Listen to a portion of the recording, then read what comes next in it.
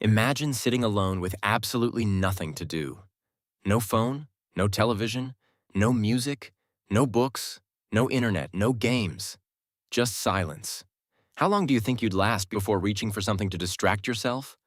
10 minutes? An hour? For almost all of human history, there was nothing to reach for. No endless stream of entertainment waiting in your pocket. No algorithm deciding what you should watch next. No notifications pulling your attention every few minutes. And yet, our ancestors weren't endlessly bored. In fact, they may have experienced boredom far less often than we do. Which raises a strange question. How did ancient humans entertain themselves for hundreds of thousands of years without any of the things we now consider essential? The answer begins with something we've almost forgotten. Entertainment wasn't something you consumed. It was something you created. Today, when boredom appears, our first instinct is usually to eliminate it. We unlock our phones, open another app, watch another video, scroll a little longer. The uncomfortable feeling disappears almost instantly. But for roughly 300,000 years, boredom couldn't be escaped that easily. If your mind wanted stimulation, your environment expected you to produce it. Imagine an ordinary afternoon 30,000 years ago. The day's hunting is finished. Food has been prepared. The fire burns quietly. Children run through the camp chasing one another between shelters. The adults aren't working anymore. No one has anywhere they urgently need to be. So what happens next? The answer is almost everything that makes us human. Someone begins telling a story. Not because they're a professional storyteller, because everyone already knows the beginning and everyone wants to hear the ending one more time. Stories about impossible hunts. Stories about dangerous animals. Stories explaining why the stars move across the sky. Stories about ancestors who were wiser, stronger, or luckier than anyone alive today. Long before writing existed, stories became humanity's first library. Every generation memorized thousands of details simply by listening. History, geography, survival skills, family traditions, moral lessons, entertainment, and education were the same thing. A good story could keep an entire group fascinated for hours. But stories weren't the only way people filled their time. Look at almost any archaeological site where modern humans lived. You'll find something surprising. Decoration. Shell necklaces carried for kilometers. Animal teeth carefully drilled into pendants. Bones carved with intricate patterns. Paintings deep inside caves where almost nobody lived. None of these objects helped people catch more food. They existed because people wanted to make the ordinary beautiful. Imagine spending several evenings polishing a piece of bone until it shines. Not because you have to, because creating something with your own hands feels satisfying. That impulse still exists today. It's why people paint, build furniture, garden, cook elaborate meals, play instruments. The desire didn't appear with civilization. It has always been there. Then there was music. One of the oldest known musical instruments ever discovered is a flute carved from the bone of a large bird over 35,000 years ago. Think about what that means.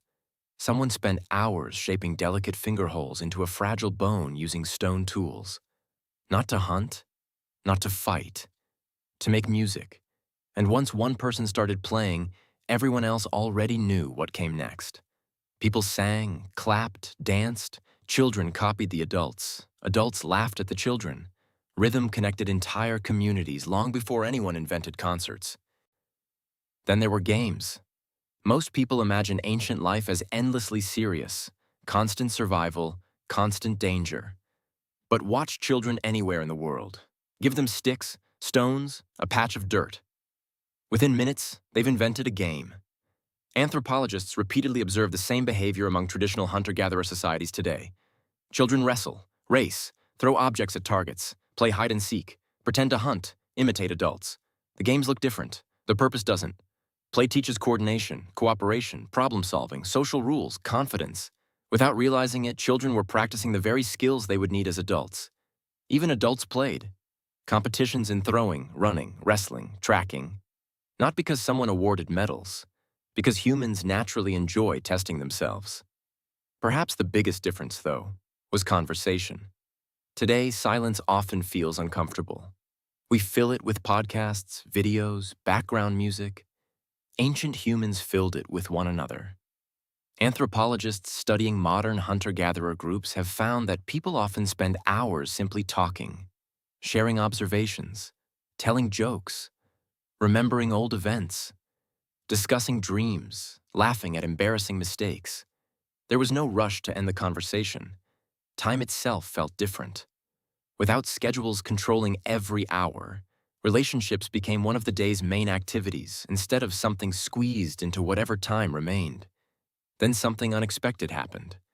Boredom itself became useful. Modern psychology suggests that boredom encourages creativity. When the brain isn't constantly receiving stimulation, it begins generating its own. Ideas appear, questions emerge, curiosity grows. Ancient humans couldn't immediately silence those moments, so their minds wandered. Someone noticed a better way to shape a spear. Someone experimented with weaving stronger baskets. Someone wondered whether different stones produced different sparks. Someone imagined a story no one had ever heard before. Many of humanity's greatest inventions may have begun in moments when there was nothing else to do. Today, we often interrupt those moments before they have a chance to become anything. Then, as darkness arrived, the entire rhythm of life changed. The fire became the center of the world. Faces glowed in the light. Voices became softer. The stars appeared overhead with no city lights to hide them. There were no screens competing for attention. The people beside you were the entertainment. The stories became longer. The laughter became louder.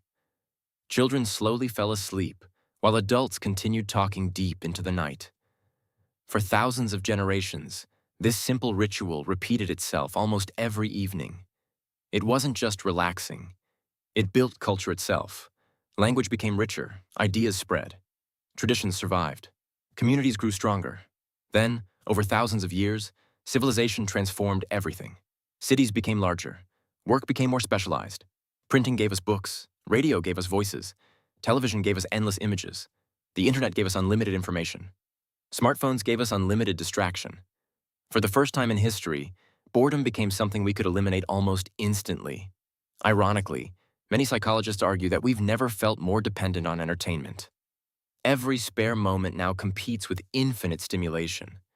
Waiting in line, riding a bus, standing in an elevator. Moments that once belonged to our own thoughts now belong to our screens. The strange part is that our brains haven't changed very much. The same mind that once found endless fascination in stories around a fire now refreshes social media every few minutes looking for something new. Not because we're weaker than our ancestors, because our environment has changed faster than evolution ever could. The real lesson isn't that technology is bad. Books are wonderful. Movies tell incredible stories. Games can challenge our minds. The internet lets us learn almost anything. The problem begins when entertainment stops being something we occasionally enjoy and becomes something we constantly need. Your ancestors didn't defeat boredom because they had better self-control. They defeated it because life itself demanded curiosity, creativity, conversation, and imagination. When there were no screens to fill every quiet moment, the human mind learned to fill them instead. And perhaps that's why the most remarkable entertainment system ever created wasn't invented by engineers. It was the one already sitting inside your head. It just doesn't get many opportunities to perform anymore.